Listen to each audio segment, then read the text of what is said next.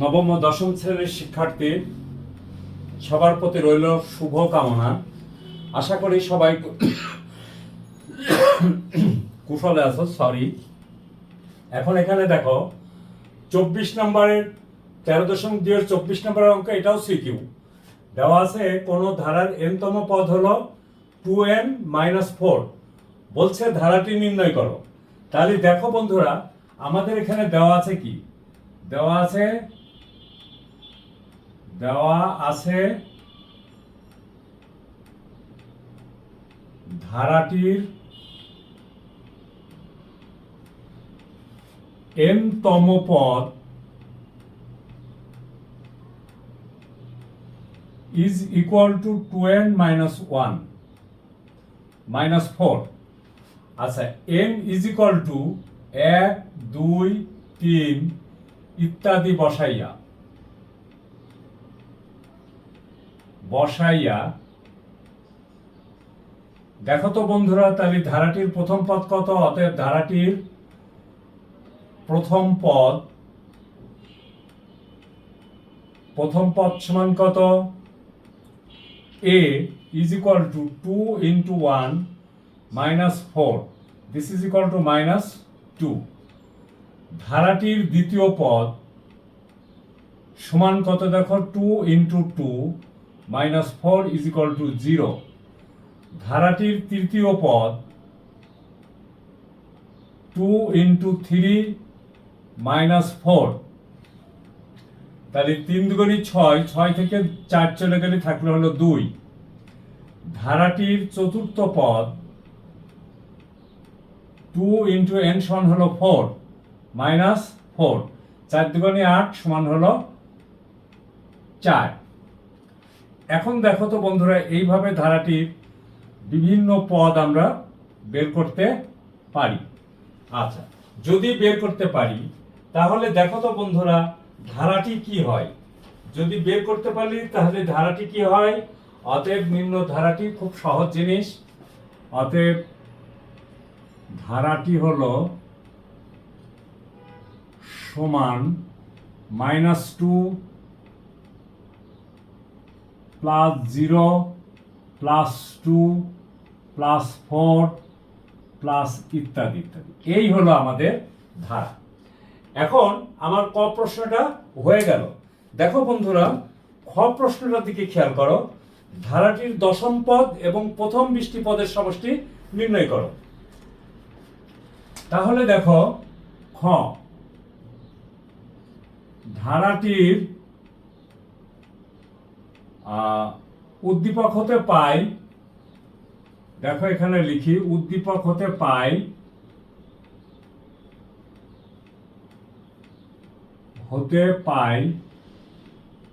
কি পাই বন্ধুরা? ধারাটির n-তম পদ is equal to 2n-4। অতএব ধারাটির দশম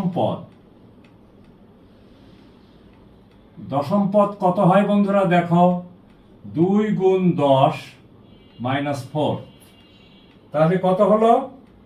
10 দুগুণে 20, তার থেকে 4 চলে গেলে হলো কত? 16। ধারাটির দশম পদ হলো 16। এখন দেখো, আমাকে বলছে ধারাটির 20তম পদ এবং প্রথম 20টি পদের সমষ্টি নির্ণয় করো। আচ্ছা, তাহলে খতে চলে যাই আমরা। খর অর্ধেক অংশ হয়েছে, বাকি অর্ধেক অংশ কিন্তু হয়নি। আচ্ছা, তাহলে আমার এটুকু দরকার নেই, এই ধারাটি কাজে লাগবে। তাহলে খ প্রশ্নটা কি আমরা লিখেছি তোমাদের কাছে? লিখি নাই। তাহলে ক হতে পাই, যা ডাইরেক্ট উত্তরটা দেওয়া শুরু করে দিছে আর কি। ক হতে পাই কি পাই? ধারাটি সমান দেখো -2 0 +2 +4 ইত্যাদি। আচ্ছা বন্ধুরা, এখানে খেয়াল করো, আমি যদি 0/2 করি তাহলে কত হয়? এই দেখো 0/-2 ইজ ইকুয়াল টু 0। আবার দেখো 2/0 ইজ ইকুয়াল টু অসংজ্ঞায়িত। অতএব এটা গুণোত্তর ধারা হইতে পারে না। অতএব পর্যবেক্ষণ করে দেখা যায় যে ধারাটি একটি সমান্তর ধারা। ঠিক আছে, তাহলে পর্যবেক্ষণ করে পাই অথবা লক্ষ্য করি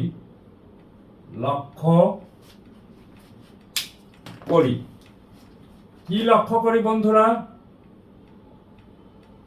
লক্ষ্য করি ধারাটি একটি সমান্তর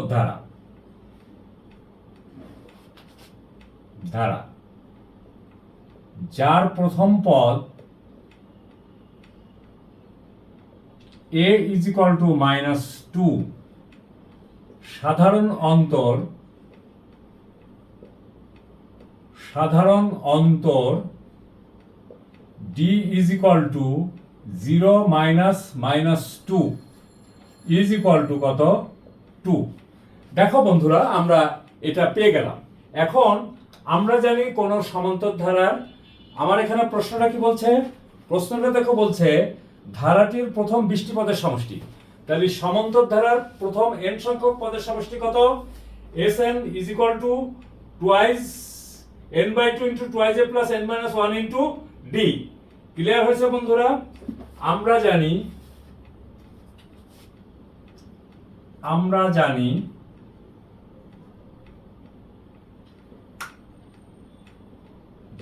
কোন সমান্তর ধারার প্রথম n সংখ্যক পদের সমষ্টি Sn is equal to n/2 into twice a plus n-1 into d। অতএব ধারাটির প্রথম 20 পদের সমষ্টি। অতএব ধারাটির প্রথম 20টি পদের সমষ্টি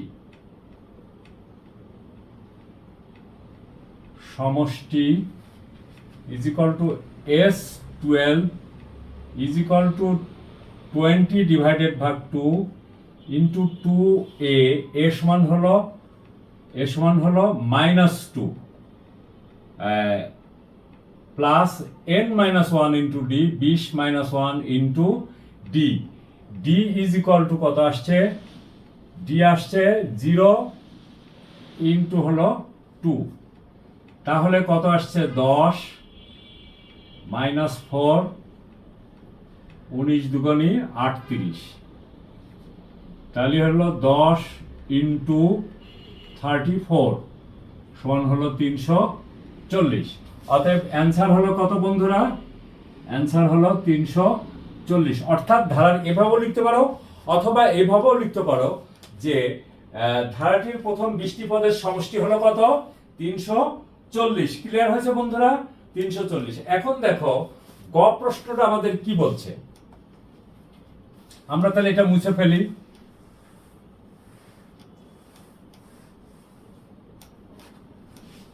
গ প্রশ্নটা কি বলছে একটু দেখো, বই দেখো।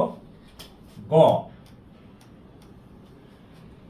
এখানে বলছে, প্রশ্নটা বইতে দেওয়া আছে, যেহেতু এটা আমি 2.3-এর 24 নম্বর অঙ্কটা করছি। প্রাপ্ত ধারাটির প্রথম পদকে প্রথম পদ, সাধারণ অন্তরকে সাধারণ অনুপাত ধরে একটি নূতন ধারা তৈরি করো এবং সূত্র প্রয়োগ করে ধারাটির প্রথম 8টি পদের সমষ্টি নির্ণয় করো। প্রশ্ন মতে ধারাটির প্রথম পদ কত? প্রশ্ন মতে ধারাটির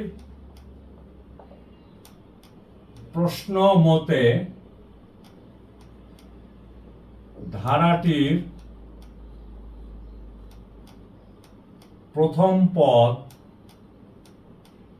a is equal to কত? a is equal to -2 সাধারণ অনুপাত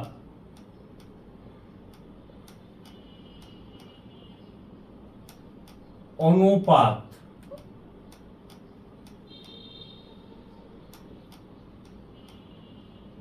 r is equal to 2। কেন r is equal to 2 ধরলাম? কারণ ওখানে আমাকে বলা হচ্ছে যে সাধারণ অন্তরকে সাধারণ অনুপাত ধরে, কথাটা বুঝতে পারছো বন্ধুরা? সাধারণ অন্তরকে সাধারণ অনুপাত ধরে আমরা আমরা ধারাটি গঠন করব। তাহলে নতুন ধারা তৈরি করো। তাহলে দেখো আমার এখানে আসছে কত, অতএব ধারাটির প্রথম পদ কত, অতএব ধারাটির প্রথম পদ আসলে a is equal to -2, এটা আমার দেওয়াই আছে। দ্বিতীয় পদ সমান কত, a r to the power 2 - 1, a সমান কত -2, r সমান কত, r সমান হলো 2, তারপরে কত আসছে বন্ধুরা, 2 - 1 তার মানে 1, তার মানে হলো -4। আচ্ছা, এরপরে দেখো বন্ধুরা তৃতীয় পদ কত আসছে। তৃতীয় পদ আসছে a r to the power কত, a r to the power 3 - 1, তাহলে a সমান হলো কত, -2, r সমান হলো 2, 2 to the power 2, তার মানে 2 দুগুণে 4, 4 দুগুণে 8। চতুর্থ পদ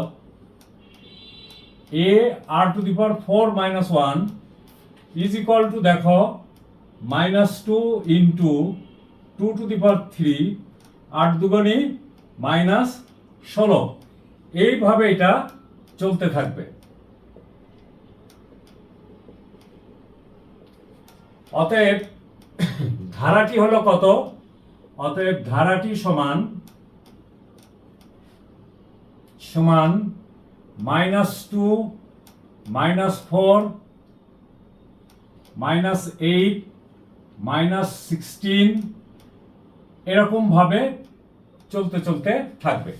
দেখো আমরা আমাদের যতটুকু বুঝার কথা ততটুকু বুঝলাম কিনা। আচ্ছা, এরপরে দেখো বন্ধুরা আমাদের এখানে বলছে কি, বই দেখো, বইতে কি বলছে সেই দিকে চলে যাও।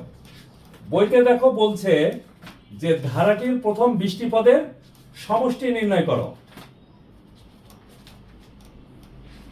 আচ্ছা, তাহলে বলছে ধারাটির প্রথম 8টি পদের সমষ্টি নির্ণয় করো। আচ্ছা, তাহলে এখানে আমরা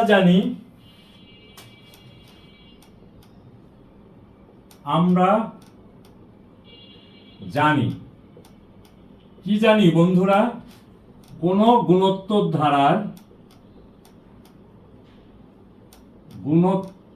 ধারার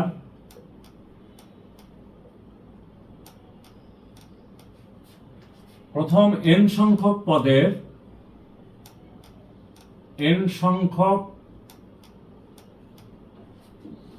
পদের সমষ্টি Sn is equal to a into r to the power n minus 1 divided ভাগ r minus 1 যখন r greater than 1। লক্ষ্য করো বন্ধুরা, এখানে সাধারণ অনুপাত r is equal to 2, 2টা তো অবশ্যই 1 থেকে বড়, তাই না? তাই আমি এখানে লিখলাম Sn is equal to এত। আচ্ছা, এখন দেখো আমাদের ধারাটির প্রথম পদ কত পেয়ে গেছি, সাধারণ অনুপাত কত পেয়ে গেছি, অতএব ধারাটি এটুকু মুছে দিই। বইটা আবার খেয়াল করি, আমার মনে নাই। ধারাটির প্রথম 8টি পদের সমষ্টি নির্ণয় করো। অতএব ধারাটির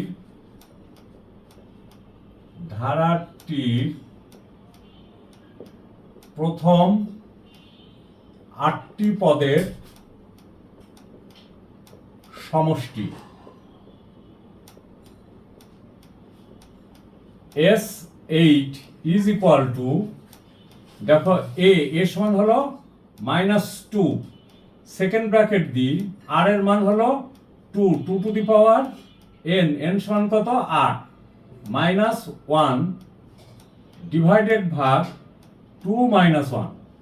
আমরা একটু এই পাশে সরে আসি বন্ধুরা, অথবা সরে না আসলেও চলবে, এটা আমরা মুছে দিই, এটার আর কোনো প্রয়োজন নাই। তাহলে দেখো বন্ধুরা, minus 2 to the power 8 is equal to কত? 2 to the power 8 is equal to 256। দেখো 256 মাইনাস 1, আর এখানে হলো 2 বিয়োগ 1, তার মানে হলো 1। তাহলে হলো minus 2 into 255 is equal to কত? গুণ হলো 2, তাহলে মাইনাস 510। ঠিক আছে বন্ধুরা, অতএব ধারাটির প্রথম 8টি পদের সমষ্টি হলো 510। আমরা জিনিসটা বুঝতে পারলাম কিনা দেখো শিক্ষার্থী বন্ধুরা, আমরা জিনিসটা বুঝতে পারলাম কিনা। এখন এই গণিতটা তোমরা কি করবে? প্রথমে বুঝবে, অবশ্যই বুঝবে, প্রথমে পড়বে, তারপরে বুঝবে, তারপরে প্র্যাকটিস করবে। এবং তুমি যদি প্র্যাকটিস না করো তাহলে কোনোদিন কোনো অবস্থাতেই তুমি গণিতে তুমি পারদর্শী হতে পারবে না। মানে practice makes a man perfect. আমরা একটা কথা জানি, কিছু মানে অত্যন্ত মেধাবী ছেলেমেয়েরাও নষ্ট হয়ে যায় যদি সে প্র্যাকটিস না করে। আবার মধ্যম মানের ছেলেমেয়েরাও অনেক ভালো করে যদি তারা প্র্যাকটিস করে। আমার এই কথাটা আমার শিক্ষকতা করা জীবনের অভিজ্ঞতার আলোকে আমি বলছি।